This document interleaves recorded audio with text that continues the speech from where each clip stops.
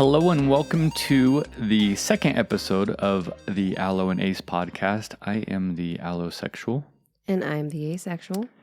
Thank you guys for tuning in to our second episode. The first episode has gotten a lot of great feedback and so much love. Like, it's been amazing, actually. I've been really surprised by it. yeah, it takes a lot to get something started because nobody knows about it. Right. And also, I think there's a lot of fear of Sure. what's the point Yeah. and failure and all the other things that wrap up into it. Exactly. If this is your first time tuning in, we recommend that you go to the first episode, not start on the second episode. And also, I think that each episode will do some kind of clarification if there needs to be, some correction, if you will. Yeah, because, we're human. So I think correction number one is that this podcast is not just dedicated to demisexual and asexual. The first episode was touching on that in particular. Because of my own personal experience with that. Yes. The second correction is using the term sex positive instead of sex favorable. And so I think that it's a common, thing that people use sex positive, but there are some that say sex positive is more of a societal outlook versus sex favorable is someone who is willing, I guess, to do that action. One is more societal, one is more for self. Yes. Yes, and that was amazing to get that clarification so that we can use it in a correct way moving forward. Yes. With every episode, we will start off saying that, trigger warning, this podcast does discuss sexual things in nature, specifically asexuality, as well as suicide and other traumatic experiences. Yeah. Please be mindful of your own mental health. Yes, so if you need to take a break, take a break. Yeah, that's totally okay. And also, we are happy to receive messages from any of you. 100%. Please reach out. You can find us now on most every platform there is for social media, other than there's probably some missing, and if you want to see us on other ones, let us know, but Instagram, Facebook, TikTok, Twitter, Reddit, etc. Another thing that I want to clarify, which didn't come out in the first episode, is that I am not a low libido allosexual. No, I would say that I'm a high libido allosexual. Almost to the point of thinking you're a hypersexual person. Yeah, and then we learned what that term actually meant, and we're like, nah, that's no. Right, but very high libido. Yes. So I don't want someone to think that, well, this is just easy for Skylar because he's low libido. That is not the case. And so last week we talked about our history. We talked about Jessie figuring out that she was possibly demisexual and that was under the asexual umbrella, and then coming to terms with the possibility of being asexual. We do want to rewind a little bit, a couple years actually, where even before the time of Jessie kind of putting herself through conversion therapy, as self-induced therapy, not actual conversion therapy, and that's a topic for a whole other podcast. Right, and at that point, this self-induced conversion therapy was, I would say, on the lighter end. Yes. Right. And so let's start with a story from Jessie. Yes. So a couple of years ago, I had a tipping point that happened. We mentioned in the first episode that every few months there would be something that would come up and it would be super upsetting to me where I'm like, I just don't understand why I'm like this. Why am I like this? I don't understand. I need to fix this. I promise I'm going to do anything I can. And 2 years ago, there was a tipping point of I just lost it pretty much. And the reason I lost it is that we were with some good friends, and in that situation, things had become quite sexual. Well, in my eyes. And not like we weren't doing anything sexual, but the party that we were with. Yes. And obviously I didn't know I was asexual at this point. And so I remember when we were leaving, getting in the car and just being so angry. I was thinking and saying out loud to Skylar, oh my gosh, why does everything have to be so sexual all the time? I don't understand. I had had enough because everything around me felt so sexualized constantly, and it just felt like too much. And so from that point on, for quite a long time, I kind of let my pendulum swing in an extreme way over to a side I had never seen, which was being incredibly protective of myself and who was touching me. And if it wasn't wanted or warranted, then I would get really mad. And this isn't just like touching me in a sexual way. This is like if you accidentally, meaning Skylar, if Skylar accidentally grazed my boob a bit, I would be like, why did you just do that? Why aren't you being more aware of what you're doing? I was very sensitive to it. And I think it's just because I had had enough. I was just bursting.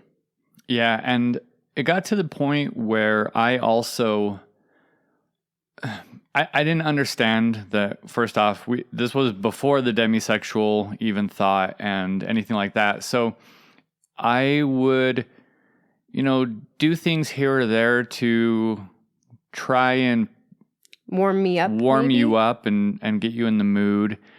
And at that time, after that had happened, I then got to the point where I was like, all right, I am not going to ever again, never again am I going to try and like get the ball rolling, if you will.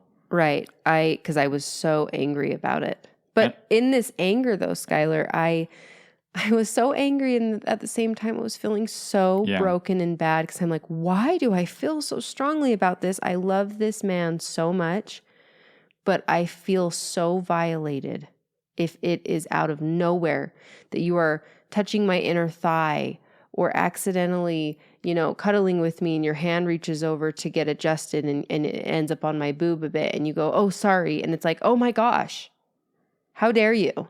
Yeah.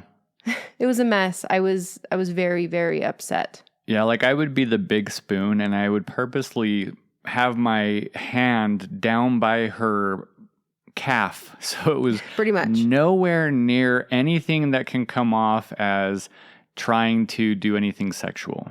Right. And this went on for a time.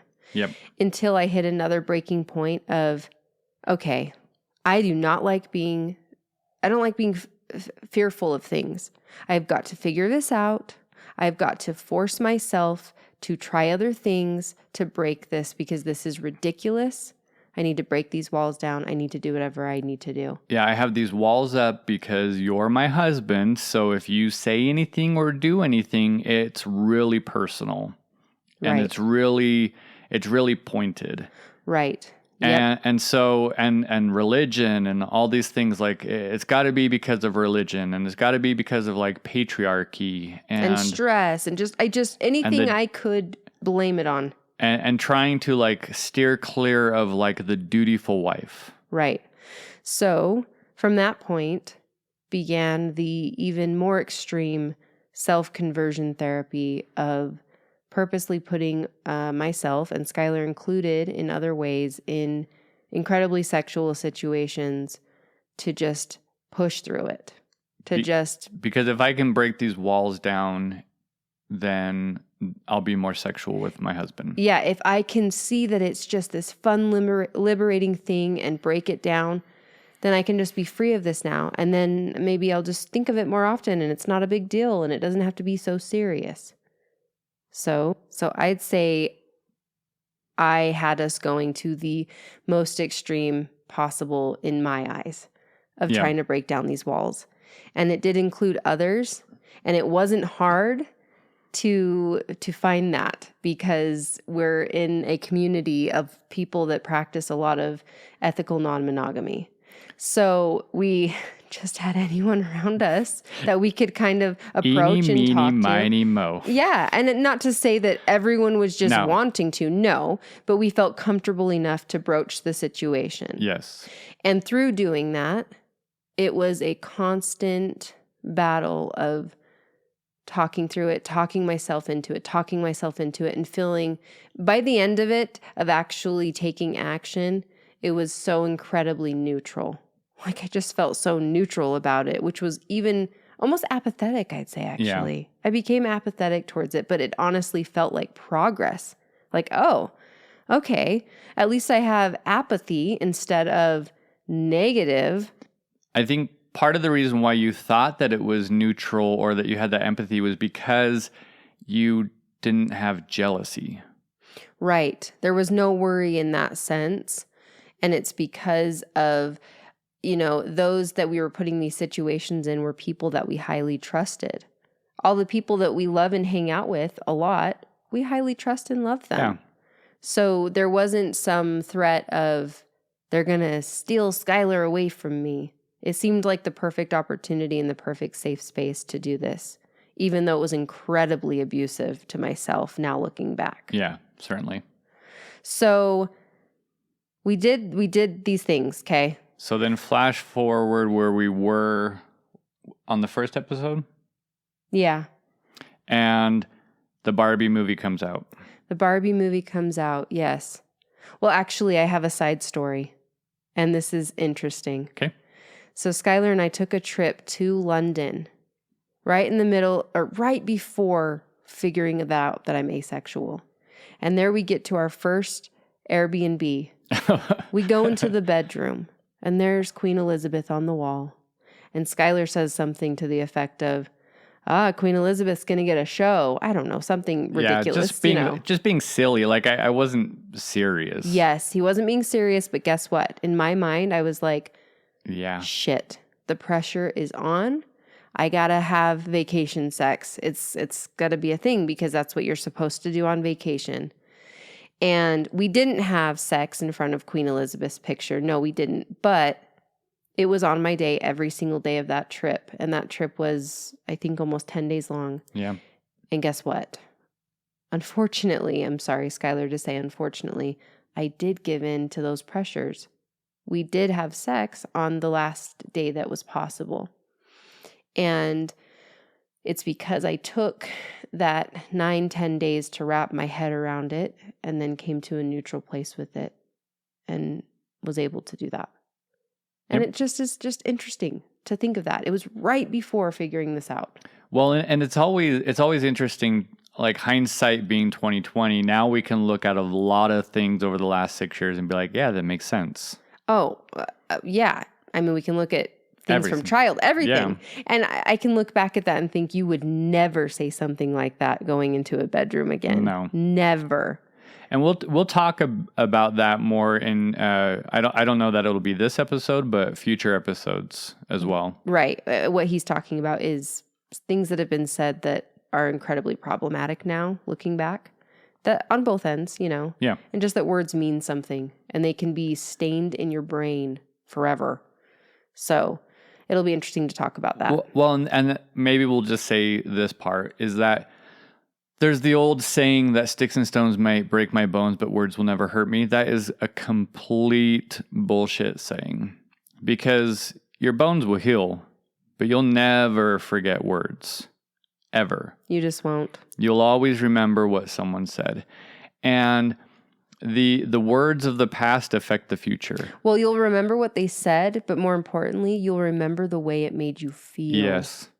The feeling stays. Yeah, so careful with your words on both ends of the aisle, if you will, the asexual or the allosexual, because the words of the past affect the future. The words of the now affect the future. Right. So be conscientious. I never know how to say that word of your words. Okay, so we get back from London. It was a great trip. It was a great trip. We went and saw Wicked. It was awesome. Yeah.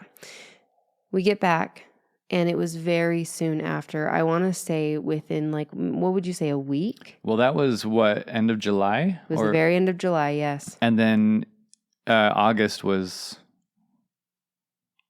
when everything else happened. So August is when we discovered. Yep. Yes. So it was all in like a month-long period. We figured it out. I remember we talked about this. Skylar was in the car with me. He asked me a question. And Making then it was out, like, flow, period starting. Yep, ding, you're asexual. And then the Barbie movie comes out. And then the Barbie movie comes out. But I think we saw the Barbie movie just a few days after this. Yeah. But I want to... Yeah, the Barbie movie wasn't... it's not the light bulb that made you think you were asexual or understand you were asexual. It was just so happened to tie in perfectly afterwards. It did, and for a couple of different reasons. So leading up to seeing Barbie, though, that few days between when I figured out I was asexual and then going to see the movie, it was some of the most painful, gut-wrenching days I have ever experienced in my life. The instant feeling I had of discovering I was asexual was, whoa, this all makes sense. And then almost immediately, it was, oh my gosh, everything around me is not true. I don't know myself. I'm scared. I'm not enough.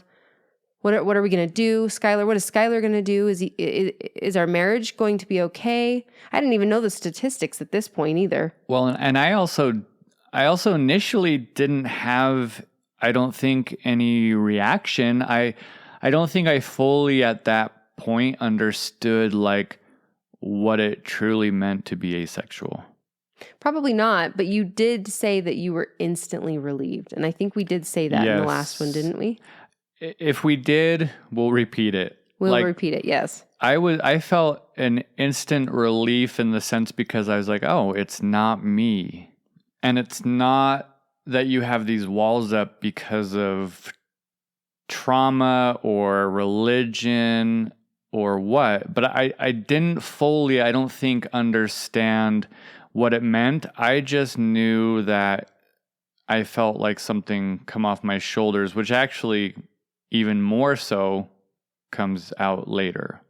Right. So in that first few days, there was a lot of questions that got brought up. And one of them that I will never forget, that was one of the most painful things for me to come to terms with and have an honest answer to, was that Skylar looked at me and he said, wait, so are you not sexually attracted to me at all?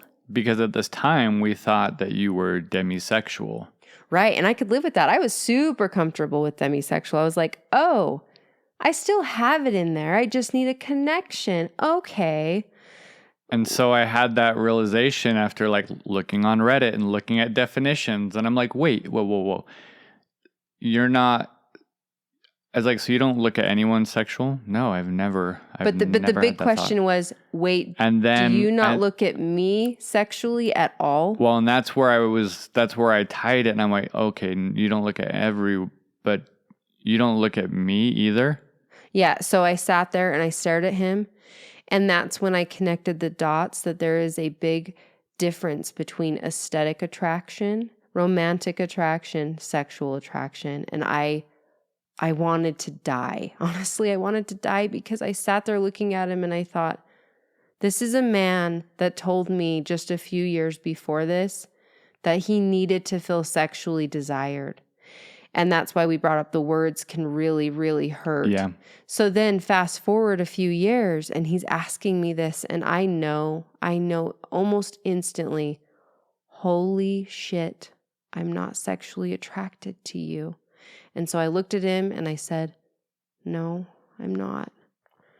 And I just lost it. I was so upset. I just thought that it just all started crumbling. Like every question that was asked and then like, thinking about it deeper, it just got worse and worse and worse. And then looking at the statistics, I feel like those 3 or 4 days before seeing Barbie were hell. And I've been through a faith crisis where everything crumbled around me with my belief system. And I think this tops that.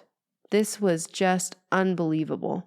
Well, and I even was like, so when I get out of the shower and I'm downstairs in our room and my towel is around my waist and it's riding a bit low. And you have a little oopsie slip of the towel.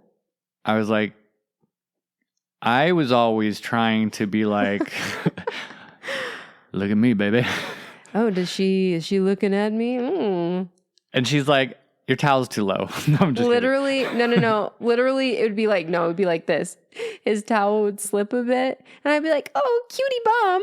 Yeah, that's her favorite thing to see is cute bum. Cutie bum. Like, never once have I ever thought, hot damn, like, give me some of that. No, but I didn't even realize, like, I didn't even know that people, like, I don't know. It's like it didn't even connect to me that people actually do that. And I was trying to like turn you on in a sense, like purposely having my towel ride a little bit low so that you can see my dad bod. And then there's just me like, oops, cute bum. Yeah. So we just both started piecing these things together. And, you know, some of the questions were light. Some of them were kind of funny. Like that kind of realization is a little bit funny, but also there's a bit of embarrassment and pain behind that for you, I'm sure, because you're like, oh my gosh, I feel like an idiot. Well, it's funny and not funny at the same time because it was a real thing that I was trying to I was trying to be quote unquote sexy for my wife. And you know what? Like that just sounds that hurts me. That feels so sad to be trying to be sexy and you just look like a little cutie spaz. Like well, and there's even I've seen trends or whatever on TikTok where they're showing the reaction of the husband and she's like flashing him out the window while he's outside to get his reaction, or walking by my husband just wearing my underwear to like show the reaction. And so it's like I was doing things like that to try to like spark a reaction to get it in my brain, or because you knew I wouldn't think about it. Yeah. But maybe if you walked by with a little peekaboo or something, then maybe it would be in my brain a bit. Mm-hmm. Yeah. So I could see the hurt there. And I can also laugh at the fact that my brain is just like, oops, you know, just so innocent. Yeah. Honestly. So anyway, leading up to seeing Barbie, I broke down in the gym. I was breaking down probably 20 times a day. I was a wreck. And people didn't know what to say to me. I didn't know what to say to people. I was incredibly fragile.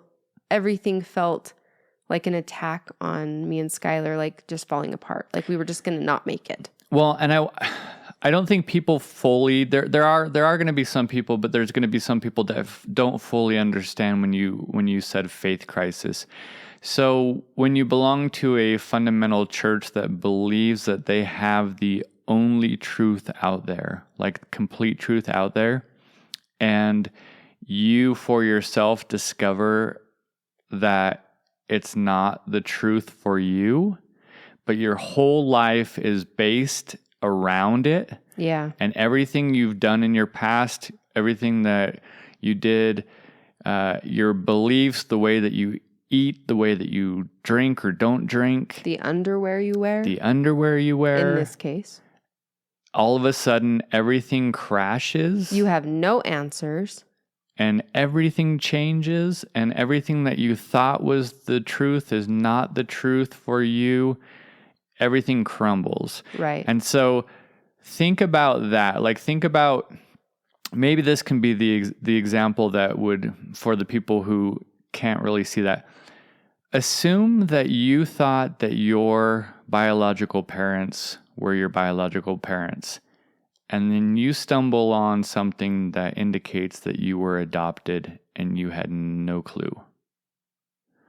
And everything that you thought was your life, everything that you thought was your identity, your genealogy, all of a sudden isn't. Or you take like a, ancestor like DNA test and you realize that your dad is not your dad. Right. Like That's a whopper. that's the level of crumbling that we're talking about when we say like faith crisis, or in this case, like a sexual identity crisis. Right. So I do feel like it topped that because I think this is like in me. Like this is in me. This is something I can't change. I can change my faith. I can Sure. become whatever religion I want to become, you know, whatever I feel for. But that is not the case with this. There is nothing I can do about this. This is just the way that I was made. As much as some people might want you to think that it's a choice, It's definitely, it's not. it's not. I very strongly believe I was born like this. And not to sidetrack, but we do have some questions that we've gotten from some people, which we will answer a couple of them at the end, which one of those ties into this very thing about a choice. Right, exactly. So, the Barbie movie. I went into the Barbie movie very excited to see it. It just was very exciting to me in general.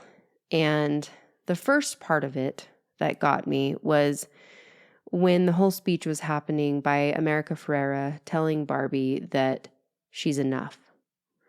And Barbie's looking up at her and she's just a mess. She's such a mess. And she's saying, "You're enough, you're enough." This is exactly what I was thinking of the last several days. Like, I'm just not enough. There's no way. Just me in my natural state is not enough for the person that I love more than anything else that I know I'm like just cosmically supposed to be with, as corny as that sounds. And that was the first thing in the movie that really got me.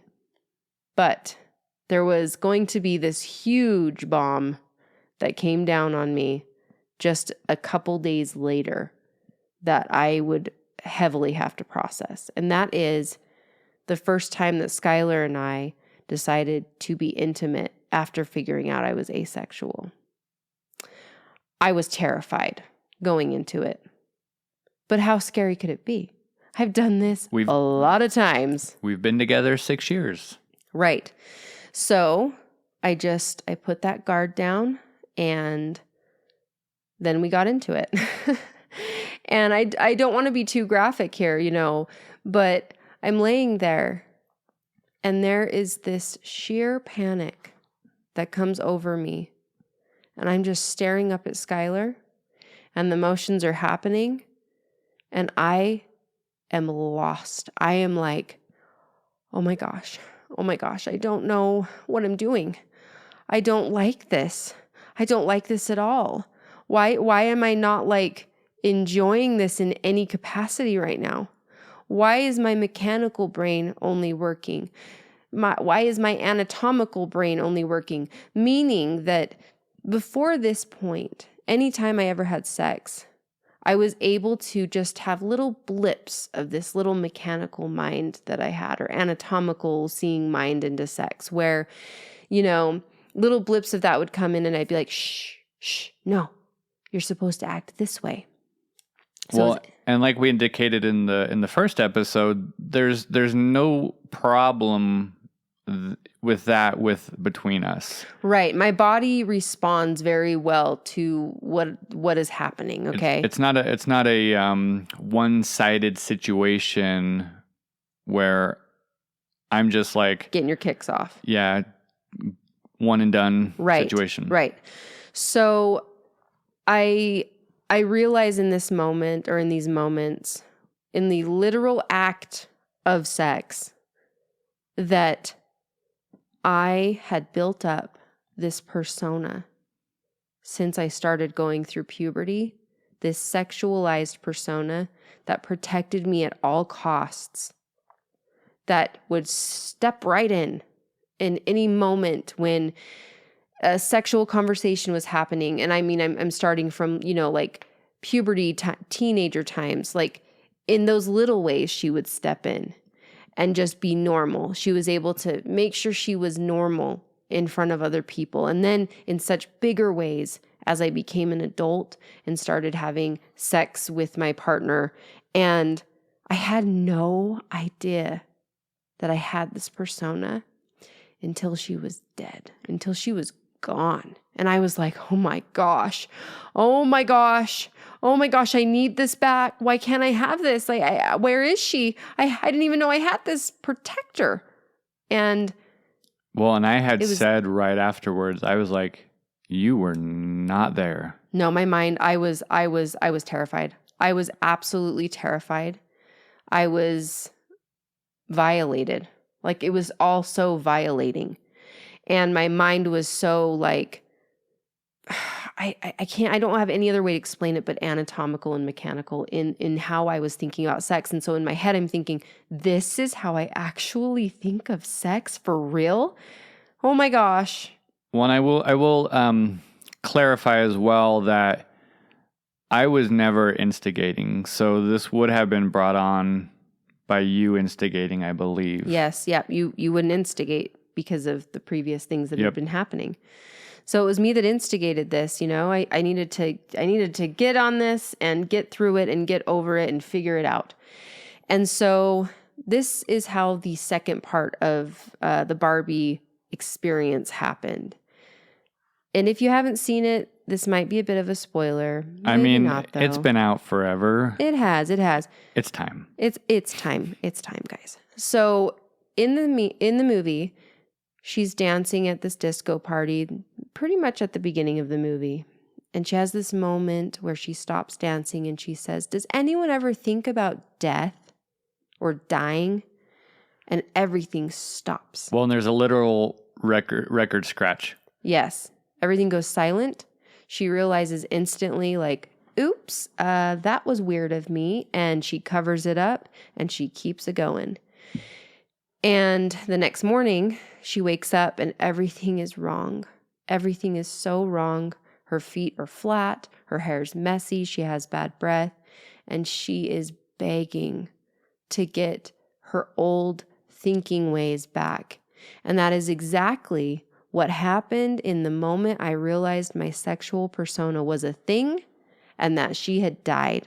I thought, please, no, please don't go. I need you. I need you for this. Because if I'm asexual and I'm going to need to be doing this, then I need some protection in my brain. I need to be able to step into this and act like this is so fine, I guess. You know, like it's enjoyable to me in the ways that it is supposed to be, in quotation marks, enjoyable. And I was so sad. I just thought, please, please come back. No. She's not coming back. And part of the reason she can't come back, and I know that she's dead, is that I have lived so authentically to me since I was 12 years old, but I had no idea that she existed. So the minute that I figured out I was asexual, this persona could not exist with my authentic self any longer because I couldn't do that. I couldn't do that. And so it was honestly a traumatizing experience to know that this persona was gone and that I had been faking it without realizing I was faking it my entire adult life with sex.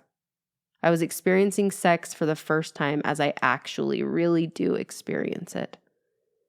And I was recently in a group session of a therapy type thing. And we were talking about personas, which I found interesting in general. And I asked the facilitator, how do you grieve a dead persona? And she said, a dead persona? What do you mean by that? Like, how do you know she's dead? And, you know, I didn't want to get into it. So I was like, oh, I just know she's gone. And in my head, I'm fighting back tears because it does feel like a grieving. And the facilitator said, why can't you celebrate her? Why can't you celebrate her for being there for you and now she's not needed? And I thought, oh my gosh, that's true. Like me, I'm actually in a safe space where she's not needed anymore. And so that's been the unraveling. It's been the unraveling of this persona not being here, of really recognizing how I actually feel about sexual interactions, how I am going to act or behave or feel about sex moving forward. It changes everything. So from your perspective, Skylar, what did that look like to you? I think initially I was hurting for you because I saw how much pain you were going through with the death of your persona. And it was really difficult after the first time that we were intimate after you realized, and I was like, you were not there. Like, it was very difficult for me because I don't ever want to be in a situation where intimacy comes off as non-consensual. Right. And so, like, that is terrifying to me. So you're just there on top of me and staring into my eyes, and you know that I am just analyzing every single thing going on. Yeah. And I'm like, what's going on? Yeah. You didn't actually ask that though. No. But we just kept going, and I kept analyzing. And when it was done, what happened when it was done? You ugly cried. Oh, I ugly cried. I was out of sorts. I was sobbing. I was sobbing because I had all these things coming through my head of like, this is how I look at sex now. This is what it is. This is how I actually feel. What am I going to do? Oh, wow. She's so fun to have sex with now. This is so great. So lucky you. Lucky Skylar. He gets to deal with this. Wow. This is, excuse my language, but this is fucking fantastic. And I was heartbroken. I was like, I just need her back because Skylar needs her. I need her, but Skylar needs to have a fun, enjoying partner in this situation. What am I going to do? What am I going to do? And this is what it feels like. How am I supposed to do this again? This was so bad. And I was completely lost. And just to give a little bit more behind that, I'm somebody that is very sure of myself. I think we touched on that in the first episode, didn't we? Yes, and I think it ties back into that jealousy thing because you're like, I'm a badass woman, and if I'm not, if you want to like go on because whatever, then that's your loss. Like because I'm an awesome person. Like if you don't want me, then that's fine. I accept that. Move on. This was before coming out. Okay, and so all of a sudden I have these insecurities that I have never felt before because I honestly know that I am a good partner. I am loving and kind and caring and thoughtful. The proof's in the pudding. Skylar and I have a great marriage. We are best friends. We would like to spend all of our time together, and I think that points at the thoughtfulness from each of us. And so, well, and there is not a single thing really that's of any monument that we disagree on. We believe the same politically. We have the same spiritual outlook. We have the same food preference. There's literally nothing. We enjoy the same shows. We enjoy the same hobbies. Same music, hobbies. Honestly, it's kind of disgusting. So in my head, it's like, how can I be so perfect for you, but so not perfect for you in your high libido self? What am I going to do? What am I going to do? We never need time away from each other. I'm not looking to like go out with the bros to be away from you. Like, she works 100% from home. I have a very hybrid schedule. And we could spend 24/7 together and not be sick of each other. Right. It's, like I said, it's kind of disgusting. So then this happens. We figure this out. And that first experience happens. And you're just losing your mind and you're losing that security And now you start self-sabotaging a bit. Oh, yeah. Definitely self-sabotaging every couple of days, just kind of spiraling in a sense of like, this is what's going to happen. He's just going to come to me and he's going to say, you're not, it's not, I can't do this. I need sex. I need sex. And meanwhile, Skylar's being incredibly positive. And he's being the biggest advocate, but society is telling me so many opposite things and continues to tell me so many opposite things. Well, not even society. People we know. Everywhere, everything, everyone is telling me that there's no way that this is going to work. Somebody is going to be cheated on. That's me. I would be cheated on. You need to open your marriage. What about his needs? And then also this weird undertone of like, I don't know, predators. Like, so is he going to get his needs met somewhere else? You know, in this way of like, I'm available.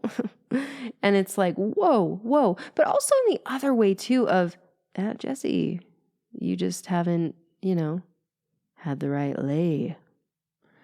Yeah, and like we've discussed, pretty much everybody that we know and hang out with is in some type of ethical non-monogamy relationship. Right. So it would not to toot my own horn, but it would not be difficult in the state of Utah. The great state of Utah. Where all the ex-Mormons open their marriages. Sorry, guys, it's true. It would not be difficult for me to throw a rock and hit somebody that would probably be that'd be happy open to the idea. Yeah, I'd be happy to explore it. And it's just what's true. We love our ex-Mormon community. We do. And we honestly and genuinely hold no judgment towards anyone that's making those kinds of choices. None. As long as everyone is consenting and safe. Which we said in the first episode, like, right. You do you, boo. Right. But that does not mean that is how everyone wants to do things. Mm-hmm. Which I think that's probably, I don't know, do you think that should be maybe the next episode in diving into where we're at and what we've been unraveling with the ethical non-monogamy discussion, since it's so widely thrown out there as a solution? Possibly. I think there's a lot of things that we can speak on. We probably should talk about maybe a couple questions that we got from the first episode. Yeah, definitely. I do want to answer at least 2 of those, and that doesn't mean the other questions aren't going to be answered, but we'd like to start with just a couple of them and see how we do with those. All right, so there are 2 questions geared towards the allosexual. The first one, when we talked about the flow and this natural flow that happens when you're making out or you're doing what would be considered foreplay, how was it for Skylar to realize that flow is not happening or not going to happen anymore? And I think for me, one, I don't say that we have a lot of makeout sessions. Do you feel like we ever have? Looking back, except for the very beginning of our relationship? No. I mean, we do. So when Jesse does open up to the idea of having sex, there certainly is making out happening. Right, but not just on a Wednesday at 3:00 for no reason. No. But as far as like the flow or me realizing like the flow's not there, this is going to be difficult, and this could probably be a whole episode in and of itself. And, I don't care if this episode goes on more than an hour, but we want to, I don't know, leave some for future episodes. Yeah. I almost needed to create a switch in my mind where I stopped looking at Jessie all the time in a sexual way. Keyword being there all the time. All the time. So when she would be in the shower or get out of the shower or walking around in a bra, No bra. Or no bra. There'd be that, yeah, look at, them some nice titties. Nice. My gosh. Them are some nice breasts.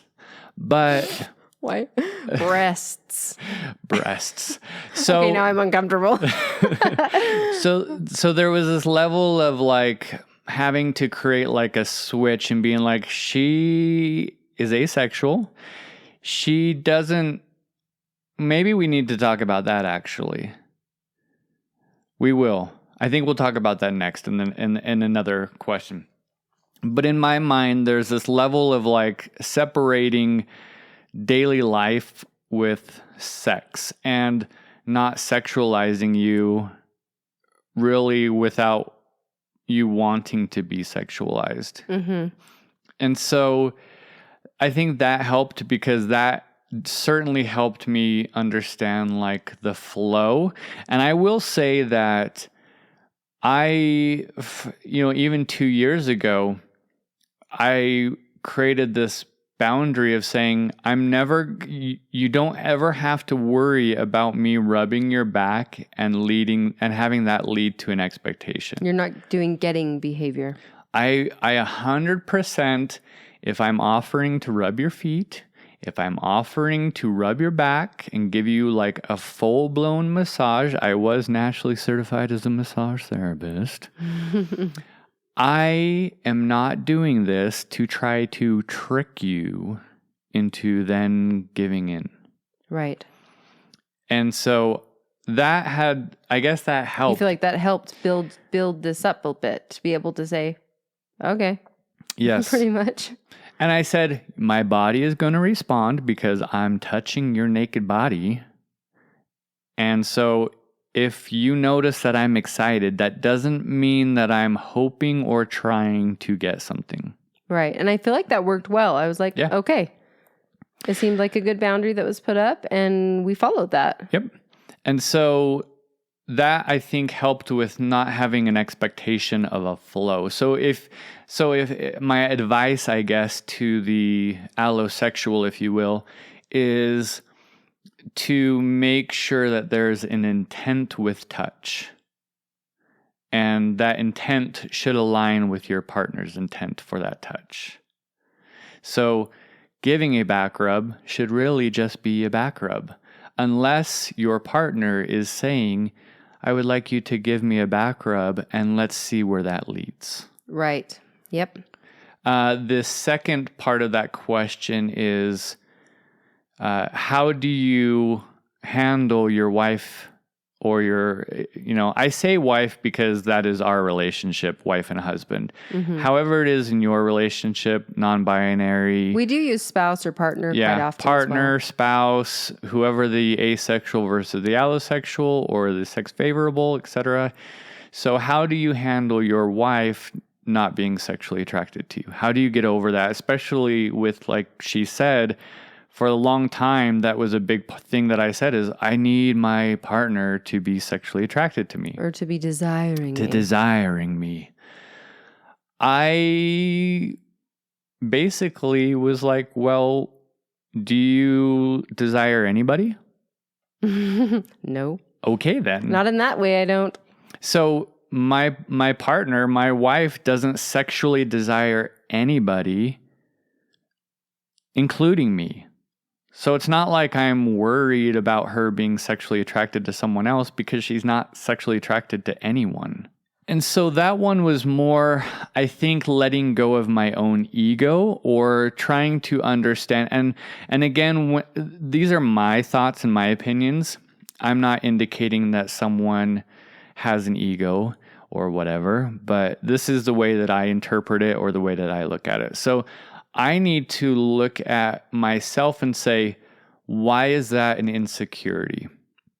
What do I need to heal within myself self-love, self-acceptance, knowing that I'm good looking because I look in the mirror and I am attracted to myself, or I acknowledge that what I see in the mirror I like.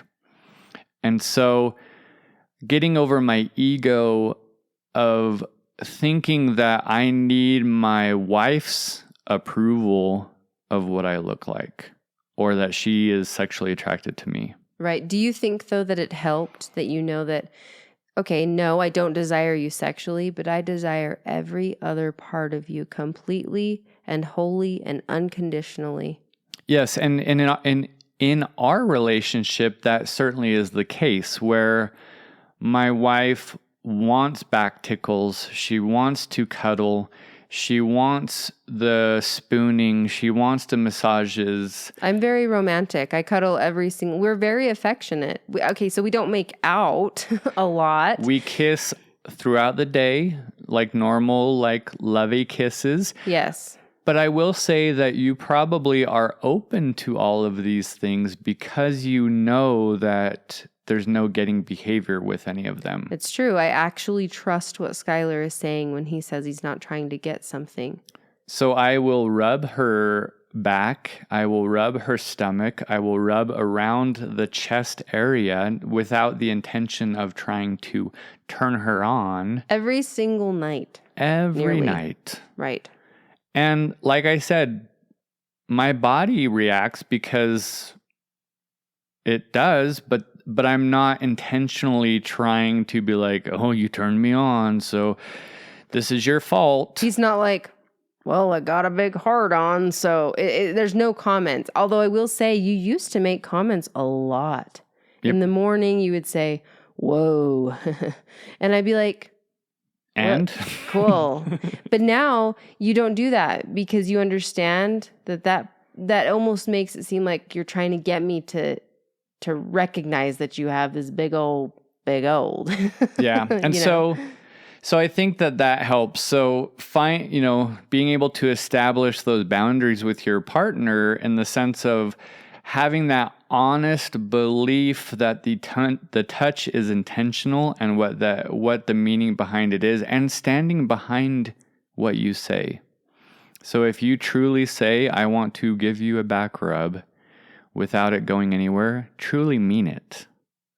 And so the opposite interesting thing to this is that if I ask my wife if she wants me to be sexually attracted to her, the answer is yes. I actually feel very uncomfortable with the idea of Skylar not being sexually attracted to me because he is naturally sexually attracted to people, and I am his spouse. I'm not phrasexual, so it's not that I, fall in love or have that emotional connection and then no longer have that sexual attraction.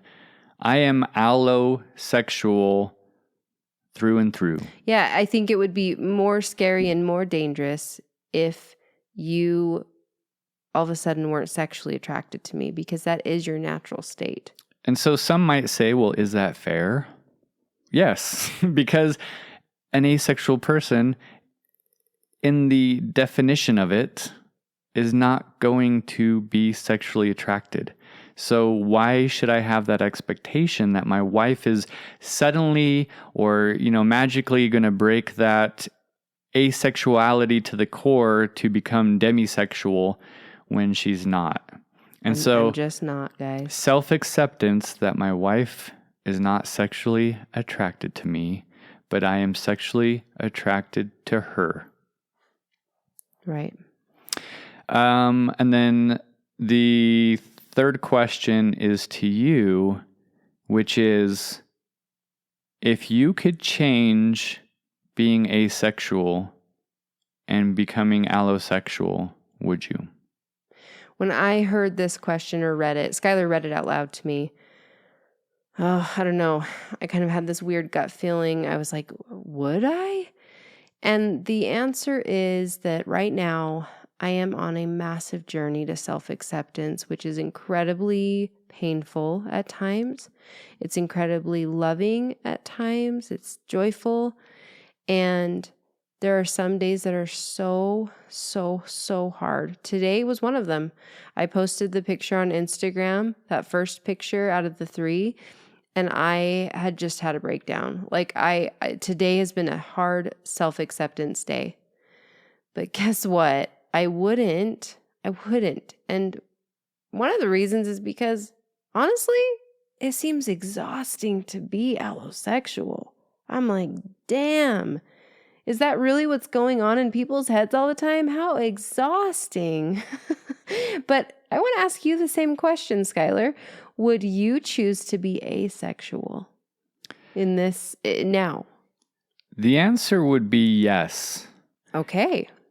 Because I love you so much and I want to be around you 24/7. Gross. And so I feel like it would actually be easier for our relationship and for me to join you. Instead of me joining you. Instead of you joining me. Mm. Because it would take away your fears and it'll take away the pressure that you feel. And actually, that should be the next episode. What? What's the next episode? The fear. The fear. Oh, yes. Yeah. Dissecting the fear that the asexual partner can feel and the sacrifice and compromising made on the asexual side. And obviously, like, some of you are here because of the post that I created on Reddit talking about the quote unquote sacrifice. So that's a really good way to end this one. I'll be honest. So we will discuss that in the next episode more, as well as, I think, self-acceptance and the such. Right. Before we go, though, I just want to say Skylar and I are committed to making this an ad-free podcast. We have some things that we've been thinking about in ways that if you chose to support this podcast, we want to make that available in a very easy way. And so stay tuned for that. But we don't have any plans of ever wanting ads on this podcast. Yeah. And also, please, if you can, give us a rating on the different podcast apps, because that's how we can spread the word. And also, if you know anyone else that is struggling with this, spread the word. If you can like us on the different socials, that would be awesome, because we truly want to not only be a resource specifically for allosexual, asexual relationships, but the asexual community as a whole. Exactly. And we have big plans for this podcast. We want it to do a lot for a lot of people. Yes, and your messages have meant everything to us. Every single message that has come through or comment, we sit and we read it together and we talk about it, and we're so appreciative of it. And we'll probably get the 3rd episode out in the next couple days, because we want there to be at least 3 episodes for a new person to stumble on and listen to before we get into a regular weekly or bi-monthly rhythm. Right. But I will say Skylar's very excited and eager to continue recording like as soon as possible. And I am too. I'm just like, I don't want to set expectations too high or something. I mean, we do have 6 kids between us. It's pretty crazy. But it's just really easy for us to record these. It doesn't take a lot of work. And so, but we don't want to like blow through as much as we can to talk through and then have nothing. And then you guys are like, you guys were doing it every day. What's up? Right. And we want to be really thoughtful about it. Yes. I actually did take a few pictures before starting this recording of us in bed about to record, and we might post that picture. We'll see.